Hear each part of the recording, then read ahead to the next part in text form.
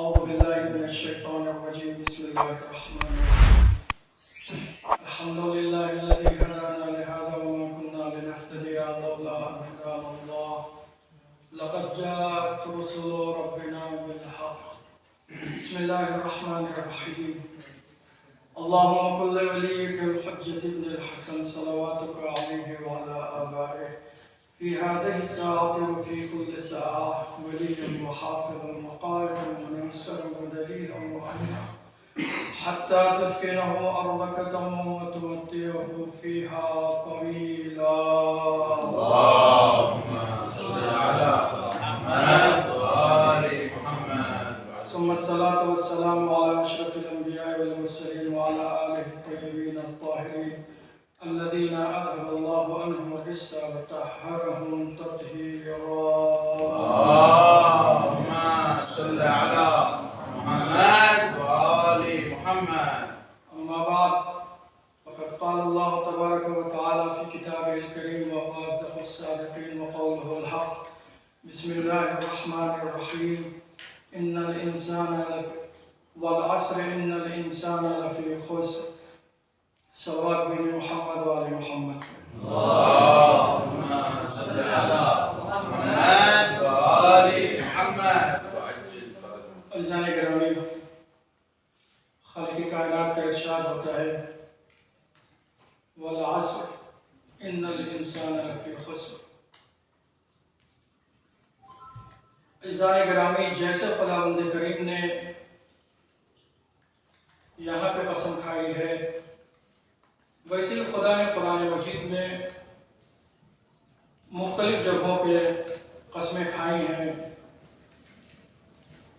کہ جس میں کبھی خداوند کریم رات کی قسم کھا رہا ہے، کبھی دن کی قسم کھا رہا ہے.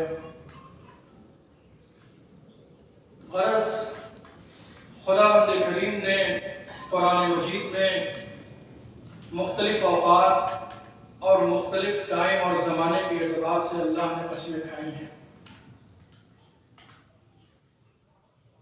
انہی میں سے یہ ایک آیہ کریمہ ہے کہ جس میں خداوند کریم ارشاد فرما رہا ہے کہ والعصر ان الانسان لفی خسر. اب عزیزان گرامی،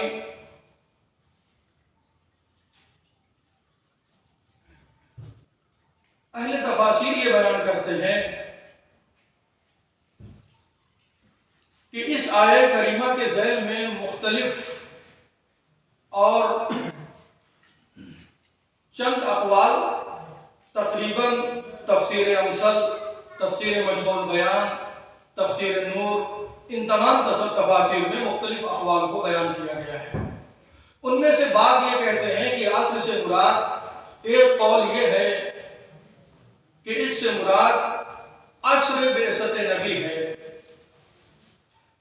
یعنی جس نے عصر سے مراد عصر بعثت نبی لے لیا، یعنی گویا عصر کے اس وقت کو ایک خاص وقت سے مخصوص کر دیا. بعض نے کہا کہ عصر سے مراد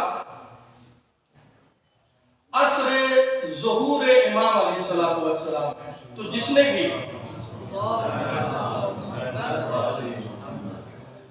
بھی عصر سے مراد عصر ظہور لے لیا، اس نے بھی اس عصر کے وقت کو مخصوص کر دیا ایک مخصوص زمانے اور ایک مخصوص وقت سے، یعنی جب ظہور ہوگا اس دن کی عصر مراد ہے. لیکن عزیزان گرامی، تمام تفاسیر میں جہاں پہ مختلف اقوال پیش کیے گئے، مختلف تفاسیر لکھی گئی اس آیہ کریمہ اور عصر کے ذیل میں، ان تمام نے ایک تفسیر کو ضرور پیش کیا. وہ یہ ہے کہ عصر سے مراد زمانہ ہے، اس پورے وقت کا ایک خاص حصہ ہے، وہ دن کا خاص حصہ کہ ابھی کچھ ہی لمحوں بعد سورج کی بادشاہت ختم ہونے والی ہے اور رات کی تاریکی اپنے پنکھ پھیلائے کھڑی ہے کہ کچھ ہی دیر بعد جیسے ہی سورج ہٹے گا میں اس زمین کو اپنی تاریکی کی آغوش میں لے لوں گی، اور میں یہ دنیا والوں کو سمجھا دوں گی کہ ابھی چند لمحے پہلے تمہاری حالت یہ تھی کہ اگر تمہارے ہاتھوں سے سرسوں کے دانے بھی گر جاتے تو تم اسے بآسانی چن سکتے تھے، لیکن ابھی لمحے بھر بعد تمہاری کیفیت یہ ہے کہ وہی دانے اگر تمہارے ہاتھوں سے گر جائیں تو تم آسانی تو دور کی بات ہے اسے چننے میں کافی مشقتیں تمہیں اٹھانی پڑ جائیں گی۔ لہذا جو تمام نے پیش کیا وہ یہ پیش کیا، جہاں پہ بالکل مشترک تفسیر تھی اس آیہ کریمہ کے ذیل میں، وہ زمانہ اور دن کا آخری حصہ ہے۔ جس طریقے سے خداوند کریم نے مختلف اوقات اور مختلف زمانے کی قسمیں کھائیں قرآن مجید میں۔ اب عزیزان گرامی، یہ قرآن اور اس آیت میں لوگوں کو صرف اور صرف مخاطب کیا جا رہا ہے کہ اے صاحبان عقل، آؤ اور اس نظام شمسی پہ غور کرو، دیکھو سورج کی رفتار اپنی رفتار سے چلتی جا رہی ہے، اس میں کسی بھی طریقے کی کوئی کمی و بیشی نہیں آنے والی، اور جس طریقے سے جتنا معین وقت تمہیں دیا جا چکا ہے یہ تمہارے اوپر سے گزرتا جا رہا ہے اور تم لمحہ بلمحہ موت کے قریب ہوتے جا رہے ہو، لہذا ہوشیار ہو جاؤ قبل اس کے کہ تمہاری حیات کا سورج غروب ہو جائے اور موت کی تاریکی تمہارے اوپر حملہ آور ہو جائے، اور یہ وہ لمحہ ہوگا کہ تم جتنا بھی بڑھاؤ گے لیکن ایک بے بس جانور کی طرح سے اس موت کی آغوش میں جا سو گے۔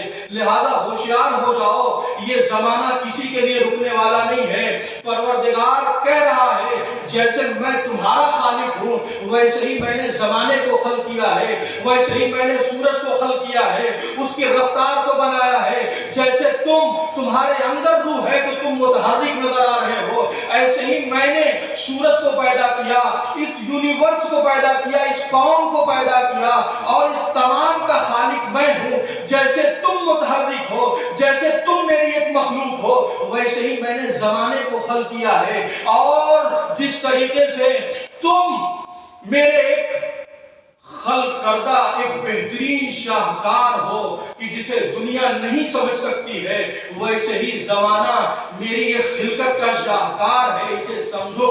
سورج کسی کے لیے رکنے والا نہیں ہے، اور عزیزو اس بات کو سب سے بہترین انداز سے اگر پیش کیا ہے تو فخر رازی کہتے ہیں کہ انسانی زندگی کی مثال بالکل ویسے ہی ہے جیسے ایک برف بیچنے والا ہر آن یہ سوچتا رہتا ہے کہ جتنی جلدی ہو سکے اس کا برف فروخت ہو جائے۔ کیوں؟ کیونکہ ہر آنے والا لمحہ اس کا برف پگھلتا جا رہا ہے، ہر آنے والا لمحہ اس کے لیے ضرر رساں ہے، ہر آنے والا لمحہ اسے گھاٹے کی طرف دھکیلتا جا رہا ہے۔ اور فخر رازی کہتے ہیں انسانی زندگی بالکل اس برف کی طرح سے ہے کہ جو ہر آنے والے لمحے اور ہر آنے والے وقت کے ساتھ پگھلتی جا رہی ہے۔ لہذا جس طریقے سے برف بیچنے والا یہ نہیں چاہتا ہے کہ آنے والا لمحہ اس کے لیے ضرر رساں ہو، اس کے لیے مضر ثابت ہو، تم بھی ہوشیار ہو جاؤ، تمہاری زندگی کا ہر لمحہ پگھلتا جا رہا ہے، ہوشیار ہو جاؤ۔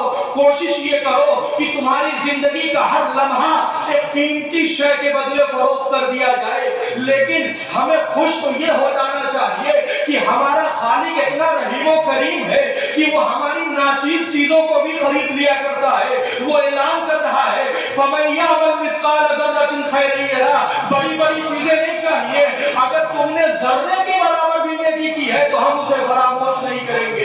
ایک صلوات بھیجیں محمد والے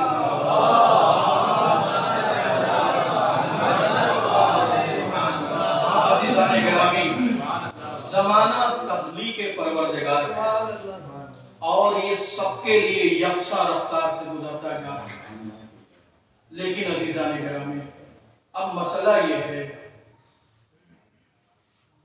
کہ ہم اپنی حیات میں یہ دیکھتے ہیں کہ کچھ لمحات ایسے ہوتے ہیں کہ جو برف کو بچانا چاہے پگھلنے سے تو اس کے لیے کچھ طریقے موجود ہیں۔ طریقے یہ ہیں کہ اسے کسی گرم فضا میں اگر رکھ دیا جائے جہاں پہ سورج کی تپش اور ہواؤں کا گزر نہ ہو تو برف کو پگھلنے سے کچھ دیر کے لیے روکا جا سکتا ہے۔ پوری طریقے سے اسے نہیں روکا جا سکتا لیکن تھوڑی دیر کے لیے برف کے پگھلنے کو روکا جا سکتا ہے۔ مثلاً بالتناسب اگر برف کھلی فضاؤں میں ہو تو 1 گھنٹے میں پگھل جائے گا، لیکن اگر اسے کسی بوریے میں یا کسی بھوسے کے اندر محفوظ کر دیا جائے تو اس کا لمحہ تھوڑا سا وسیع ہو جائے گا، شاید یہ برف اب 1 گھنٹہ 10 منٹ لگے۔ تو برف پگھل تو رہا ہے۔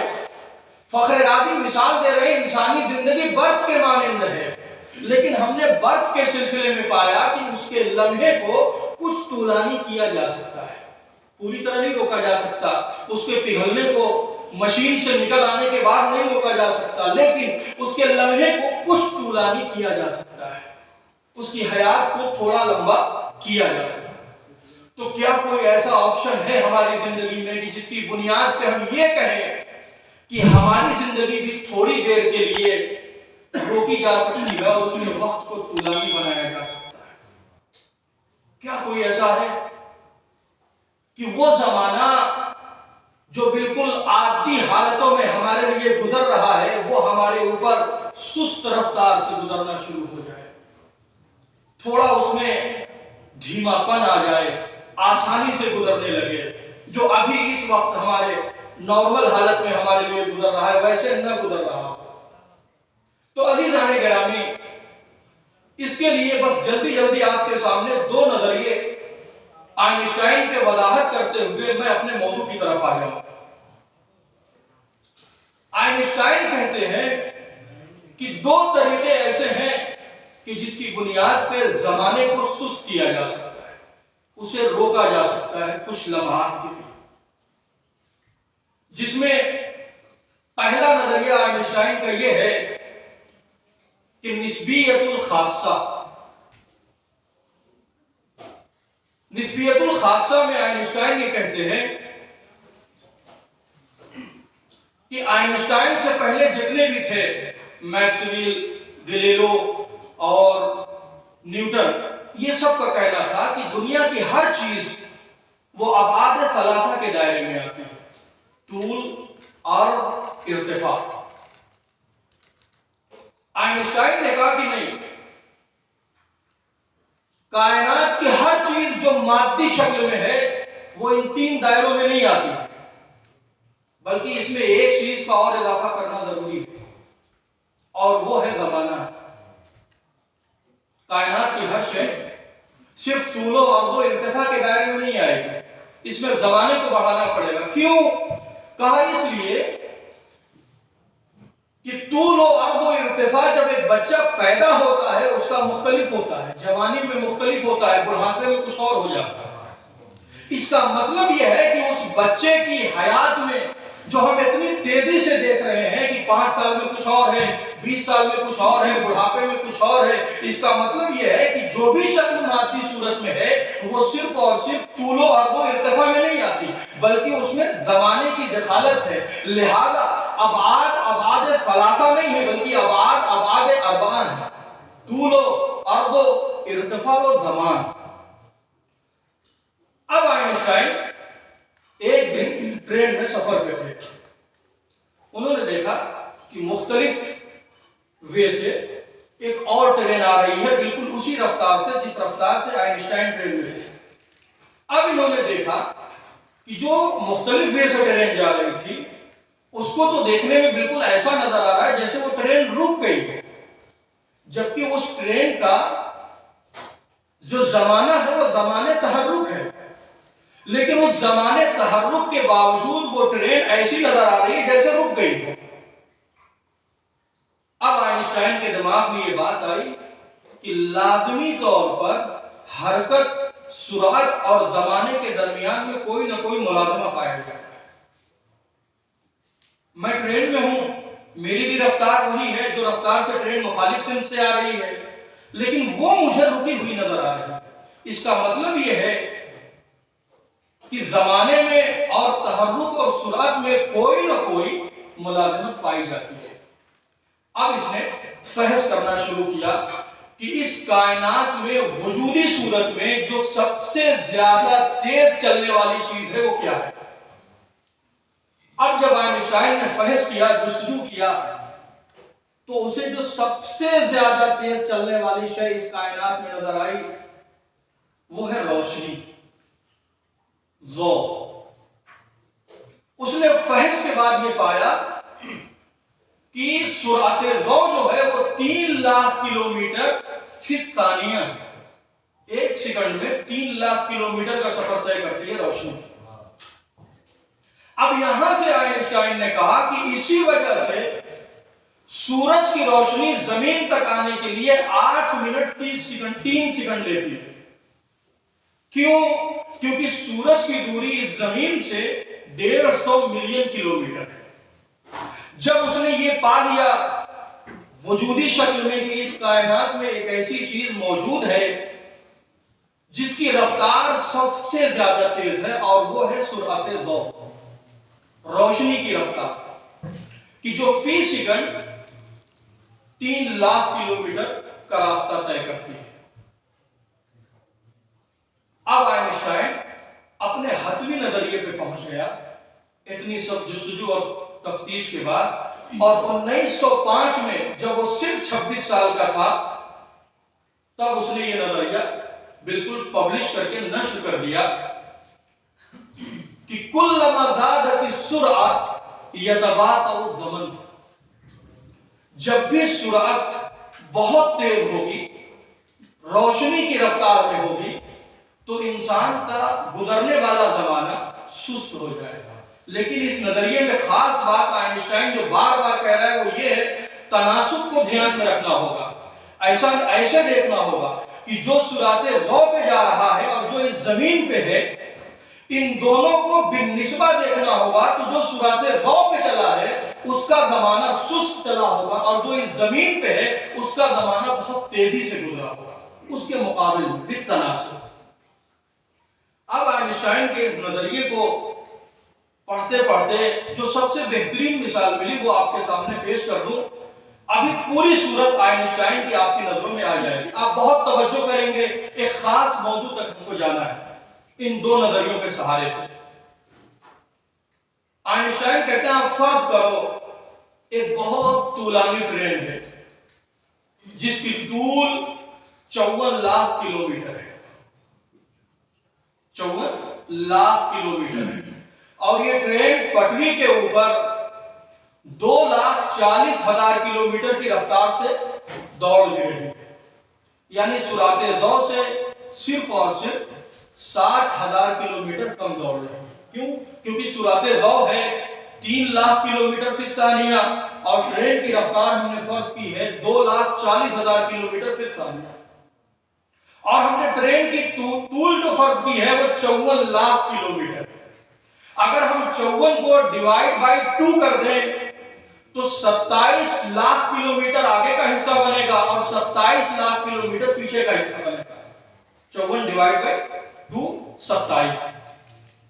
اب آئنسٹائن کہتا ہے کہ آپ 20 ٹرین میں کھڑے ہو جاؤ اور یہاں ایک روشنی کا جھماکہ کرو، تو جو لوگ ٹرین پہ سوار ہیں وہ یہ دیکھیں گے کہ یہ روشنی جو جھماکہ ہوا بیچوں بیچ میں 27 لاکھ کلومیٹر ٹرین ادھر ہے، 27 لاکھ کلومیٹر ٹرین اس طرف ہے، بیچ میں جو روشنی کا جھماکہ ہوا یہ روشنی دونوں طرف کے سفر کو صرف اور صرف 9 سیکنڈ میں طے کر لے گی، یعنی 9 سیکنڈ اس طرف، 9 سیکنڈ اس طرف۔ کیوں؟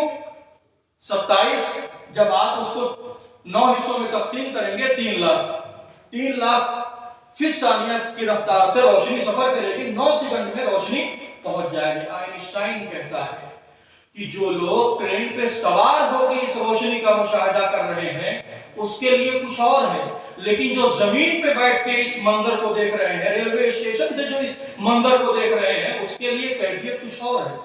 کہا کہ بہت توجہ سے آپ سنیں گے۔ آئنسٹائن کہتا ہے کہ جو لوگ پلیٹ فارم سے اس چیز کو دیکھ رہے ہیں وہ یہ مشاہدہ کریں گے کہ جو روشنی پیچھے کی طرف گئی کتنی رفتار سے؟ 3 लाख किलोमीटर फी ثانیہ کی رفتار سے یہ 5 ہی سیکنڈ میں پہنچ گئی، جبکہ ٹرین پہ سوار ہونے والوں کو 9 سیکنڈ لگا۔ کہا 5 سیکنڈ کیوں لگا اس کو؟ کہا اس لیے کہ ادھر سے روشنی چلی 3 لاکھ کلومیٹر کی رفتار سے، ادھر سے ٹرین کا پچھلا حصہ چلا 2,40,000 کلومیٹر کی رفتار سے۔ اب روشنی کی رفتار اگر اس ٹرین کی رفتار کو بھی کم کر دیا جائے تو جو روشنی کی رفتار 3 لاکھ کلومیٹر فی ثانیہ تھی، اب یہ بڑھ کر 5,40,000 کلومیٹر رفتار ہو گئی۔ لہذا اب یہ روشنی ٹرین کے پچھلے حصے کی طرف صرف اور صرف 5 سیکنڈ میں طے کر لے گی۔ جو پلیٹ فارم پہ کھڑے ہیں ان کو یہ منظر دکھلائی دے گا، لیکن جب یہی لوگ ٹرین میں جو اگلے حصے کی طرف روشنی جا رہی ہے، اس کا زمانہ بہت طولانی ہو جائے گا۔ کہا وہ کیسے؟ کہا وہ اس لیے کہ جب روشنی ادھر سے چلی تو روشنی کی رفتار تھی 3 لاکھ کلومیٹر فی ثانیہ، اور ٹرین کا اگلا حصہ بھی بالکل 2,40,000 کلومیٹر کی رفتار سے آگے بھاگ رہا ہے۔ اب اتنی رفتار سے جب دونوں بھاگ رہے ہیں تو روشنی 1 سیکنڈ میں صرف اور صرف 60,000 ہی کلومیٹر طے کر پا رہی ہے۔ اب روشنی کو پورا راستہ طے کرنے میں 45 سیکنڈ لگ جائیں گے۔ تو کہا بالتناسب رفتار اگر سرعت ضوء جیسی ہو جائے تو جو زمانہ ہوتا ہے وہ سلو گزرنے لگتا ہے۔ اس کے بعد بالکل اس نے حتمی طور پہ لکھ دیا کہ کلما زادت السرعہ یتباطؤ الزمن، جب بھی سرعت بہت زیادہ تیز ہوگی زمانہ سست ہو جائے گا۔ اور اس کو ثابت بھی کر دیا گیا 1971 میں، راکٹ بنائی گئی، 2 گھڑیوں کو بالکل سیم ٹائم پہ ایڈجسٹ کر کے ایک کو راکٹ کے ساتھ فضا میں بھیجا گیا جس کی رفتار کافی تیز تھی، اور ایک کو زمین پہ رکھا گیا۔ جب راکٹ واپس آیا ہے تو جب ملاحظہ کیا گیا تو کچھ سیکنڈوں کا فاصلہ آ گیا تھا، کچھ سیکنڈوں کا فرق آ گیا تھا دونوں گھڑیوں میں۔ یہ والا نظریہ آئنسٹائن کا نسبیت الخاصہ، اسے 1971 میں ثابت کر دیا گیا، اور دوسرا نظریہ آئنسٹائن کا جسے اس نے 1915 میں پبلش کیا، اسے 2019 میں ثابت کر دیا گیا، اور وہ نظریہ تھا نسبیت العامہ، جس میں وہ کہتا ہے کہ صرف اور صرف سرعت ضوء ہی رفتار زمانہ کو سست نہیں کرے گی، بلکہ ایک اور طریقہ ہے، وہ یہ ہے کہ انسان جتنا کسی ایسی چیز کے قریب ہو جائے جس کی جاذبیت بہت زیادہ ہے، جس میں کھینچنے کا پاور بہت زیادہ ہے، وہاں پہ زمانہ سست گزرے گا۔ زمانہ جس طرح زمین پہ گزر رہا ہے وہ ویسا نہیں گزرے گا۔ آئنسٹائن اس کو سمجھانے کے لیے کہتا ہے، فرض کرتے ہیں کہ 4 لوگ ایک چادر کے چاروں کونوں کو بالکل ٹائٹ انداز سے پکڑ کے کھڑے ہو جائیں، اور اس کے بیچوں بیچ میں ایک 5 کلو کی بال رکھی جائے، تو بال کا جتنا وزن ہوگا اسی وزن کے اعتبار سے وہ اس چادر کو اندر کی طرف دبا دے گی۔ اب جب وہ چادر کو جتنی تیزی سے نیچے کی طرف دبائے گی، اس چادر کے اوپر اسی اعتبار سے انحناء نظر آئے گا، جھکاؤ نظر آئے گا۔ یہاں پہ پہنچ کے آئنسٹائن کہتا ہے کہ کل ما یوجد فی الکون فہو ینحنی بسبب ثقلہ، جو بھی چیز اس یونیورس میں موجود ہے وہ اپنی ثقالت کی بنیاد پہ بالکل گویا اس چادر کی طرح سے ہے کہ وہ انحناء کیے ہوئے ہے، جھکائے ہوئے ہیں، اور اس چادر میں جہاں پہ جتنی وزنی چیز رکھی جائے اتنی دور تک جو چادر کو منحنی کرے گی یہ بھاری بال، اسی اعتبار سے اس کے اندر جاذبیت بھی پائی جائے گی۔ اب اگر اسی پکڑی ہوئی چادر میں ہم 5 کلو بال جو رکھے ہیں اسی کے بغل میں ایک بال اور رکھ دے جو 3 کلو کی ہو، تو یہ اتنا انحناء پیدا نہیں کرے گی جتنا انحناء وہ 5 کلو کی بال پیدا کر رہی تھی۔ آئنسٹائن نے کہا جتنا وزن ہوگا اتنی زیادہ گریویٹی اور جاذبیت پائی جائے گی اس آبجیکٹ میں۔ کہا اب سورج سب سے بڑا ہے تو سورج کے پاس سب سے زیادہ ثقالت ہے، اور جتنی زیادہ ثقالت ہے اتنی زیادہ اس کے وہاں جاذبیت اور گریویٹی پائی جاتی ہے۔ سورج کے بعد جو سب سے بڑا ہے وہ جوپیٹر ہے۔ اب اگر جوپیٹر اپنی ثقالت کے اعتبار سے چونکہ گریویٹی رکھتا ہے، لہذا جتنی زیادہ ثقالت اتنی زیادہ گریویٹی۔ اب آئنسٹائن کہتا ہے کہ اگر کوئی ایسی جگہ چلا جائے جہاں پہ جانے کے بعد گریویٹی زمین سے زیادہ ہے، وہاں پہ پہنچنے کے بعد اس کے لیے زمانہ سست گزرنے لگے گا۔ 2019 میں جب نیا ٹیلیسکوپ بنایا امریکہ نے اور اس کے ذریعے سے جب فوٹو لی گئی تو جو بلیک ہول نکلا، پوری دنیا نے تسلیم کر لیا کہ جو آئنسٹائن 1915 میں کہہ کے گیا تھا کہ ایسی گریویٹی پائی جاتی ہے، سب نے یہ بھی مان لیا کہ اگر اس نے یہ کہا ہے کہ اگر ہم اس گریویٹی تک پہنچ جائیں تو جو ٹائم اور وقت اس زمین پہ گزر رہا ہے وہ ٹائم اور وقت بہت فاصلے سے گزرے گا اگر ہم وہاں پہنچ جائیں تو۔ اور اس کا دوسرا ثبوت دنیا کو یہ ملا کہ جو آج جی پی ایس سیٹلائٹ زمین کے سرفیس پہ گھوم رہا ہے، جو کافی رفتار سے گھوم رہا ہے، جس کے ذریعے سے ہم اپنے لوکیشن کو تلاش کرتے ہیں اور آٹو ٹائمنگ صحیح ہوتا ہے، ہم ممبئی میں اترتے ہیں موبائل کا ٹائمنگ فوراً صحیح ہو جاتا ہے، وہ کس جی پی ایس سیٹلائٹ کی وجہ سے۔ سائنس یہ کہتی ہے کہ لمحے لمحے بعد جی پی ایس کی ٹائمنگ کو صحیح کرنا پڑتا ہے تاکہ وہ تطابق کو برقرار رکھ سکے جو زمین پہ ٹائم گزر رہا ہے۔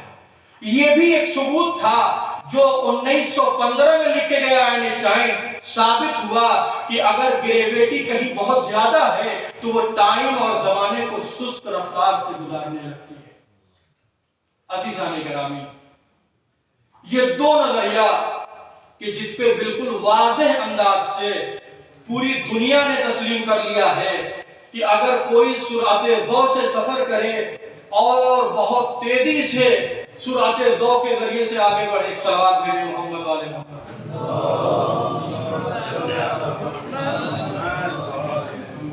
السلام علیکم ورحمۃ اللہ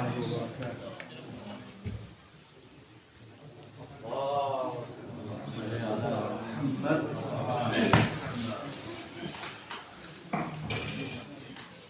محمد وآل محمد اللهم صل على محمد وآل محمد۔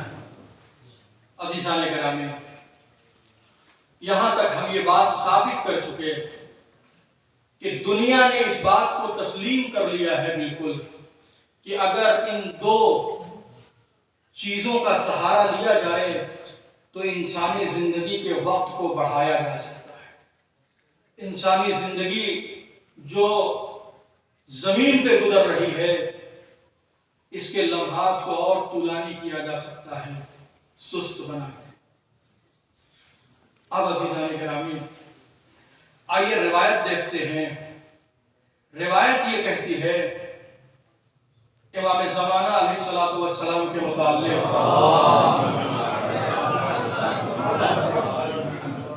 روایت یہ کہتی ہے کہ انہو حین یظہر یکون علی حیۃ الرجل الذی مضى من عمره 30 او 40 سنہ فلا تغیرہ الایام۔ جب ظہور ہوگا تو صورتحال اس شخص کی ہوگی کہ جس کی زندگی ابھی صرف 30 یا 40 سال کی گزری ہوئی ہے۔ کیوں؟ امام کہتے ہیں دنوں کا گزرنا امام کے اوپر ویسے اثر انداز نہیں ہو رہا ہے جیسے ہم پر اثر انداز۔ دوسری روایت ان ابی الصالح الحربی قال قلت للرضا علیہ الصلاة والسلام ما علامات القائم منکم اذا خرج؟ قال علامته ان يكون شیخ السن شاب المنظر حتى ان الناظر الیہ لیحسبه ابن 40 سنہ او دونها، او ان من علاماته انه لا يحرم بمرور الایام واللیالی حتی یاتیہ اجل۔ دنوں کا گزرنا امام کے اوپر اثر انداز نہیں ہو رہا ہے۔ اس کو علماء نے دنوں کا گزرنا نہیں امام کے اوپر اثر انداز ہو رہا ہے، دو جواب دیتے ہیں۔ پہلا جواب دیتے ہیں علماء، کہتے ہیں پہلا جواب علمیاً، دوسرا جواب اعجازیاً۔ تو اعجازیاً تو ہم سب تسلیم کر رہے ہیں چونکہ ہم اللہ کو مانتے ہیں، اللہ جس کی چاہے حیات کو طولانی کر دے۔ لیکن وہ افراد کہ جو اللہ کو تسلیم نہیں کرتے، جو اللہ کو نہیں مانتے، لیکن آئنسٹائن کے اس نظریے کو قبول کرتے ہیں اور کہتے ہیں کہ ہاں بھائی، جو نظریہ آئنسٹائن نے 1905 اور 1915 میں دیا، آج جس وقت ہم بیٹھے ہیں یہ ثابت ہے بالکل حتمی طور سے کہ بھائی کسی بھی انسان کی زندگی کو طولانی بنایا جا سکتا ہے اگر انسان سرعت ضوء پہ سفر کر رہا ہے، اگر انسان اس انداز سے اپنی زندگی کو گزار رہا ہو کہ کسی ایسی جگہ پر ہو جہاں پہ جاذبیت اس زمین سے زیادہ پائی جا رہی ہے۔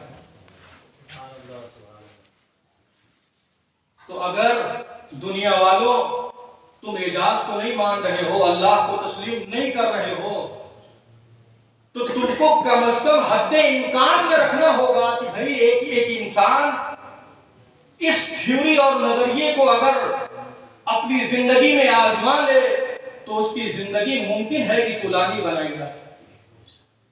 اب عزیزان گرامی، ایک واقعے کی طرف آپ کو اشارہ کروں اور بہت جلدی سے اپنی منزل کی طرف بڑھ جاؤں۔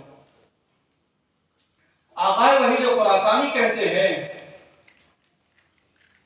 کہ میں نے شیخ احمد کفائی صاحب کفایہ کے بیٹے، تقریباً میں نے دونوں کی ولادت اور وقت جو دیکھا تو آقائے وحید خراسانی اس وقت نجف میں 20 اور 25 کے درمیان رہے ہوں گے، اور صاحب کفایہ کی یہ بیٹے تقریباً 50 اور 55 کے درمیان ہیں۔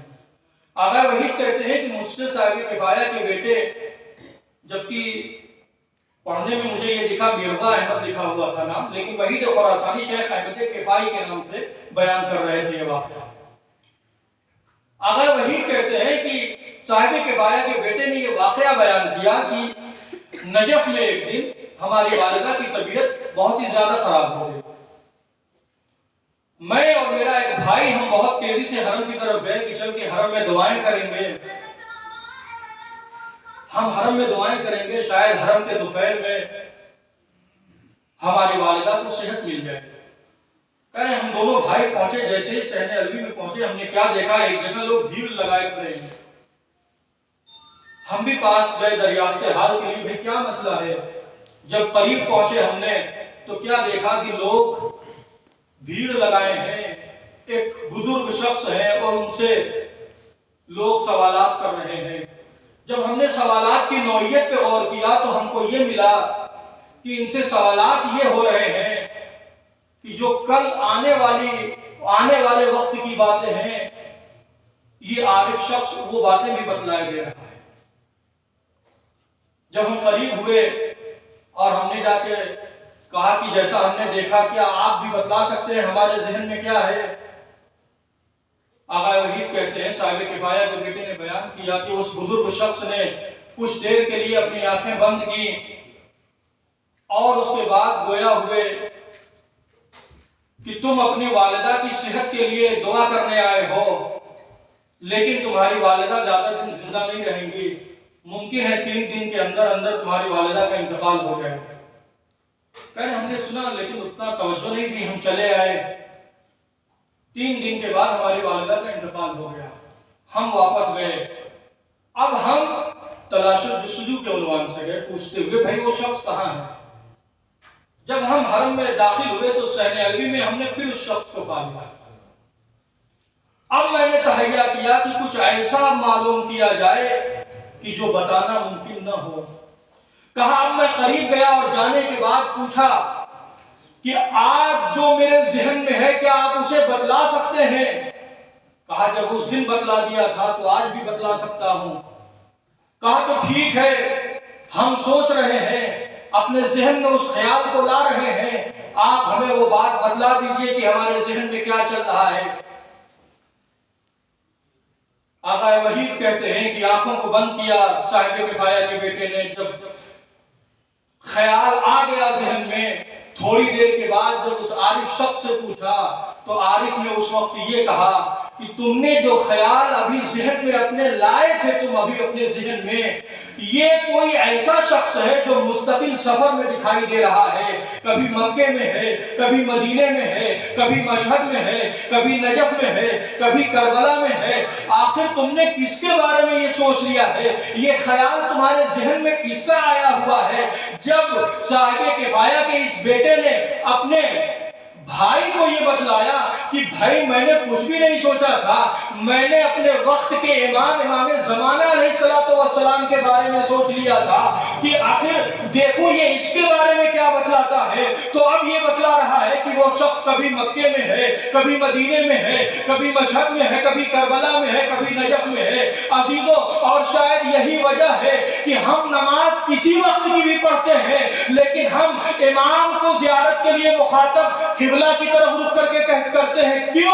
کیونکہ قبلہ کی سرزمین سب سے اہم جگہوں میں سے ہے جہاں نماز کو سب سے زیادہ فضیلت حاصل ہے، اس لیے ہم یہ سوچتے ہیں کہ امام سب سے فضیلت کی جگہ کو چھوڑ کے کسی اور دوسری جگہ پہ نماز نہیں پڑھ سکتا ہے، اس لیے ہم اپنی ہر نمازوں کے بعد قبلہ کی طرف رخ کرتے ہیں، اور نماز پڑھنے کے بعد جب ہم زیارت کرتے ہیں تو قبلہ کی طرف کرتے ہیں۔ اور وجہ یہی ہے کہ امام کہیں پہ بھی ہو لیکن امام سراتے دو سے کبھی مکے میں بھی ہے، مدینے میں بھی ہے، تو اب اگر تم اعجازین تسلیم نہیں کر رہے ہو تو کم از کم علمین اور امکانین تو مان سکتے ہو نا کہ اگر کوئی سراتے دو پہ سفر کر رہا ہو تو اس کا زمانہ طولانی گزرتا ہے، جب وہ آئے گا تو 1400 سال، 1500 سال، 2000 سال کا بھی ہوگا، لیکن جب نظر آئے گا تو 30 سال کا نظر آئے گا، 40 سال کا نظر آئے گا۔ ایک صلوات بھیجیں محمد والے محمد۔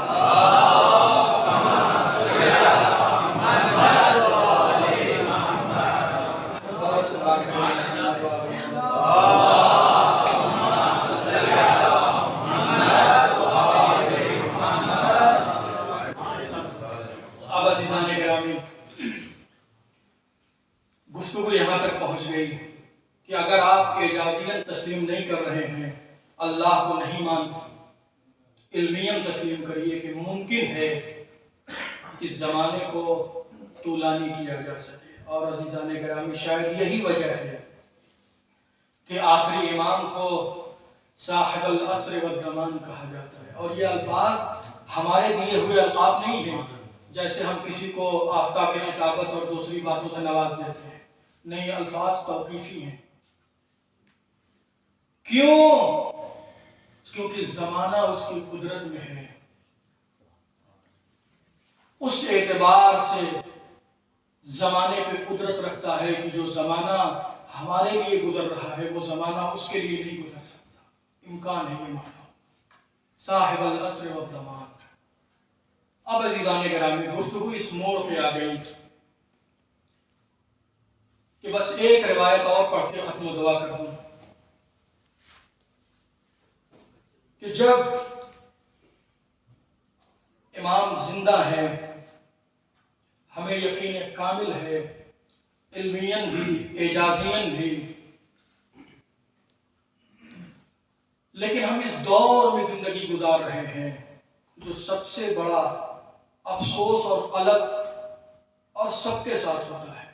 کبھی ہم جب عبادت اور معرفتوں میں ہوتے ہیں تو دلوں میں ایک ٹھیس سی اٹھتی ہے کہ ہم اپنے زمانے کے امام کو دیکھ نہیں پا رہے۔ عزیزان گرامی، آخر کی روایت، ریان بن سلط عراق سے امام رضا علیہ السلام کی زیارت کے لیے مدینے گئے ہوئے تھے۔ کئی دن رکے ریان۔ جب یہ ارادہ کیا ریان نے کہ اب عراق واپس چلتے ہیں، ریان کہتے ہیں جب آخری دن آیا ہے تو میں نے سوچا کہ اب امام سے رخصت ہونا ہے، کیوں نہ امام سے کچھ ایسے ہدایہ لے لیے جائے جو زندگی اور آخرت دونوں کو کامیاب بناتے ہیں۔ ریان کہتے ہیں میں نے سوچا کہ جب امام سے رخصت ہو جاؤں گا، امام سے ودا کر لوں گا، تو میں امام سے ایک ان کی پہنی ہوئی قمیص طلب کر لوں گا اور امام سے کچھ دراہم طلب کر لوں گا کہ جس سے میں اپنی بیٹیوں کے لیے انگوٹھی بنوا دوں۔ کہا یہ سوچ کے میں امام کی خدمت میں گیا، امام سے ملا، زیارت کی، باتیں ہوئی۔ جب رخصتی کی میں نے امام سے اور چاہا کہ نکلوں، یہ امام سے جدائی کا لمحہ میرے اوپر اتنا شاپ گزرا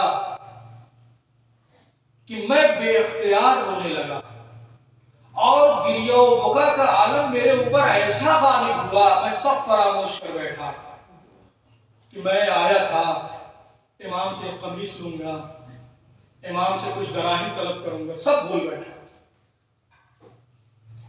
یہ سوچ کے صرف کہ جدائی بڑی شاپ گزر رہی ہے میرے اوپر، اب نہ جانے کب امام کی زیارت ہو، یہ سوچ کے جو گریہ طاری ہوا اس نے مجھے بے خود کر دیا، میرے حواس اپنی جگہ پہ قائم نہیں رہے، اور میں روتے ہوئے گھر سے نکلنے لگا۔ دروازے پہ پہنچا تھا، امام کی آواز آئے، ریان جو لینے آئے تھے کیا اس کے بغیر ہی چلے جاؤ گے؟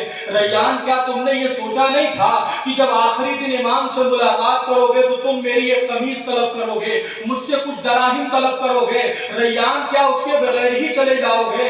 ریان کہتے ہیں کہ میں پلٹا اور امام سے میں نے قمیص بھی وصول کی، اور امام نے اپنے گاؤں تکیے سے مجھے 3000 درہم بھی دیے کہ جو میری تینوں بیٹیوں کے لیے انگوٹھی بنانے کے لیے کافی تھے۔ میں کہوں گا ریان ہمیں آپ کو قمیص مل گئی، بہت خوشی کی بات ہے، ہمیں اس سے کوئی فرق نہیں پڑ رہا ہے۔ ریان آپ کو دراہم مل گئے، ہمیں اس سے کوئی فرق نہیں پڑ رہا ہے، ہم خوش ہیں، ہمیں ہر اعتبار سے آپ کو جو معرفت تھی امام سے آپ کو مل گئی۔ لیکن ریان بس یہ بات ہم کو بہت ہی زیادہ قلق پہنچاتی ہے کہ یہ چیزیں جو آپ کو مل گئی، آج ہم یہ ظاہری طور پہ یہ انوار نہیں ہے، ہم پھر بھی طلب کر لے رہے ہیں۔ ہماری حاجات کو ہم علی ابن ابی طالب سے لے لیتے ہیں، ہم اپنی حاجات کو حسین ابن علی سے لے لیتے ہیں، ہم تمہارے اس ملنے پر تھوڑا بھی ہم کو تکلیف نہیں ہے، اور نہ ہم آپ سے کمزور ہیں۔ بس ریان قلق اس بات کا ہے کہ جب آپ یہ چیزیں مانگ رہے تھے تو ادراک نور کر کے امام سے مانگ رہے تھے، لیکن ہم اس زمانے میں زندگی گزار رہے ہیں کہ ہم اس نور کو درک نہیں کر پا رہے ہیں، ہم اپنی آنکھوں سے نہیں دیکھ پا رہے ہیں۔ ریان بس قلق اسی بات کا ہے، لیکن عجب نہ ہو ریان کہیں کہ اگر سچ مچ ادراک نور کرنا ہے اور اس نور کو اپنے قلب و دماغ پہ چڑھانا ہے تو تم اس طریقے سے اپنے قلب و دماغ پہ اس نور کو چڑھاؤ جو کربلا والوں نے چڑھایا تھا۔ تم ایک مرتبہ غور تو کرو کربلا میں وہاں ادراک نور کس عالم کا تھا۔ کیا تم نے مسلم ابن عقیل کی طرف غور نہیں کیا؟ کیا تم نے مسلم ابن اوسجہ کی طرف غور نہیں کیا؟ انہوں نے کس طریقے سے ادراک نور کیا تھا؟ عزیزو، روایت کیا کہتی ہے؟ جب مسلم ابن عقیل کو دارالامارہ پہ لے جایا گیا، مسلم ابن عقیل کے ہاتھ پشے پشت بندھے ہوئے ہیں، مسلم ابن عقیل زخموں سے چور چور ہیں، ہونٹوں سے خون بہ رہا ہے، مسلم زخمی حالت میں ہیں۔ عزیزو، یہ وہ مسلم ہیں جو ابھی لمحے بھر پہلے توبہ کے گھر کے سامنے جو لوگ ان کو زد و کوب کرنے آئے تھے، اس بہادری سے لگے تھے کہ گھوڑوں کی پشتوں سے اٹھا کے پھینک دیا کر رہے تھے، جو مسلم اتنی بہادری سے ابھی لڑ رہے تھے، ابھی لمحے بھر پہلے مسلم کا کوئی مقابلہ نہیں کر پا رہا تھا، لوگ تھک گئے تھے، لوگ حیران ہو گئے تھے، آخر اس اکیلے شخص کو پکڑا کیسے جائے، آخر اس اکیلے شخص کو قابو میں کیسے کیا جائے؟ حربہ اپنایا گیا، ایک فتنے کو بنایا گیا اور ایک گڑھا کھودا گیا، مسلم کو اس میں گرایا گیا، اور اسی عالم میں اس خوف کے تحت مسلم کو مارا جاتا رہا کہ جو آدمی بغیر تلوار لیے، بغیر تلوار سے زخم پہنچائے، کتنے لوگوں کو نقصان پہنچا چکا ہے، اب اسے اتنا زد و کوب کر دو کہ اس کے نکلنے کے بعد اب اس کے اندر دم و خم باقی نہ رہ جائے۔ عزیزو، جس مسلم کو اتنا زد و کوب کیا گیا، اب وہ مسلم دارالامارہ کی چھت پہ ہے، اب وہاں سے پھینکا جانے والا ہے، لیکن روایت نے کہیں یہ نہیں کہا کہ مسلم ابن عقیل کے اوپر جب گڑھے میں تلواریں پڑ رہی تھی مسلم پریشان ہو گئے ہوں، جب مسلم گڑھے کے اندر تھے، نیزے अनिया चुभोई जा रही थी तो मुस्लिम परेशान हो गए हो। कोई रिवायत ये नहीं बतलाती न मुस्लिम परेशान हुए हैं न मुस्लिम रोए हैं। लेकिन अजीजों, जल्लाद का बयान है कि जब मुस्लिम दारुल इमारा की छत पे थे, मैंने देखा मुस्लिम रोने लगे। मैंने कहा मुस्लिम, अरे होठों से खून बह रहा है, मुस्लिम अभी तुम गड्ढे में गिरे थे, मैके की अनिया चुभोई जा रही थी, ए मुस्लिम तलवारों के जख्म लगाए जा रहे थे, मुस्लिम तुम परेशान नहीं हुए, तुम रोए नहीं, लेकिन तुम अभी रोना क्यों शुरू कर दिए? एक मर्तबा मुस्लिम कहते हैं मुझे रोना इस बात पे आ गया है, मैंने कुछ ही दिन पहले अपने आका मौला को खत लिख दिया है, कूफे वालों ने बैयत कर ली, मौला आप कूफे तशरीफ ला सकते हैं। अजीजों, ये है इदराके नूर। अजीजों, बस एक मिसाल और देता हूँ इदराके नूर की। क्या इदराके नूर था करबला वालों को? अजीजों, रिवायतें ये बतलाती हैं मुस्लिम इब्ने औसजा जीन से जमीन पे आए, आवाज लगाई, हुसैन, अली अकबर को, अब्बास को, तमाम जो सहाबा मौजूद थे उनके साथ मुस्लिम इब्ने औसजा के सिरहाने पहुंचे। इमाम ने मुस्लिम इब्ने औसजा के सर को उठाया, उठाने के बाद जानुओं को तह करके मुस्लिम के सर को अपने दानुओं पे रखा।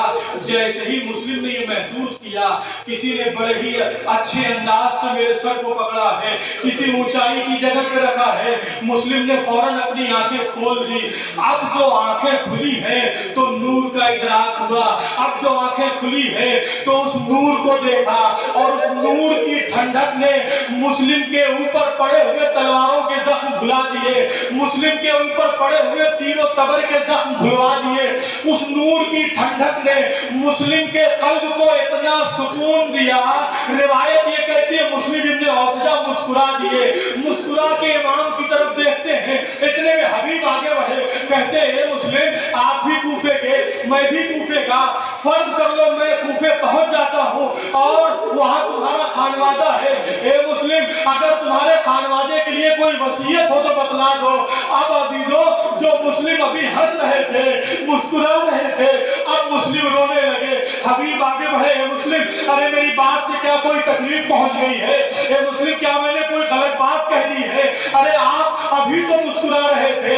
ए मुस्लिम, अरे क्या किसी तलवार के जख्म ने परेशान कर दिया? क्या किसी नेज़े की अनी ने परेशान कर दिया? मुस्लिम, आप तो अभी मुस्कुरा रहे थे, ये रोना किस बात पे आया? अजीजों, रिवायत कहती है एक मर्तबा मुस्लिम ने हबीब को मुखातब करके कहा, ए हबीब, अरे मुझे रोना इस बात में नहीं आया, मुझे तलवारों का दस्त है, मैं अपने खानवादे को कूफे में छोड़ के जा रहा हूँ। ए हबीब, अरे मुझे रोना इस बात पे आया, मैं जल्दी जा रहा हूँ, मेरा आका मौला इस दुनिया में मौजूद है, तुम मुझसे वसीयत का सवाल कर रहे हो। ए हबीब, अरे मेरी सिर्फ एक वसीयत है, जब तक जिंदा रहना मेरे आका मौला पे कोई आंच ना आने पाए। मैं कहूंगा मुस्लिम, अरे थोड़ी देर रुकते, असर का हंगाम होता, ये लहरा का लाल पुश्ते भरस पे लगा रहा होगा, उसकी दुखियारी मां आवाज दे रही हो, आ मेरे लाल हुसैन आजा, और शिब्र कुंद खंजर लिए आगे बढ़ रहा होगा कि हुसैन के सरोतन में जुदाई कर दे। ए मुस्लिम, हमें भी ये तौफीक दीजिए, इस नूर का इदराक हम इस तरह से कर सके। अला रहमतुल्लाहि अला कौमिज़ ज़ालिमीन, रिज़न बिक़ज़ाइ व तस्लीम। बारगाह तुझे वास्ता मोहम्मद और आले मोहम्मद का हमारी इस मुख्तसर सी इबादत को कबूल फरमा। बारगाह तुझे वास्ता मोहम्मद और आले मोहम्मद का हमने से जो भी बीमार है उनको शिफाए कामिल व अफ़ज़ल इनायत। बारगाह तुझे वास्ता मोहम्मद और आले मोहम्मद का सबसे बेहतरीन दुआ तेरी बारगाह में ये है, हमारे इमाम ज़माना के दुखूल में ताज़ीम फरमा, हम मुख़लिस गुलामों में शुमार फरमा।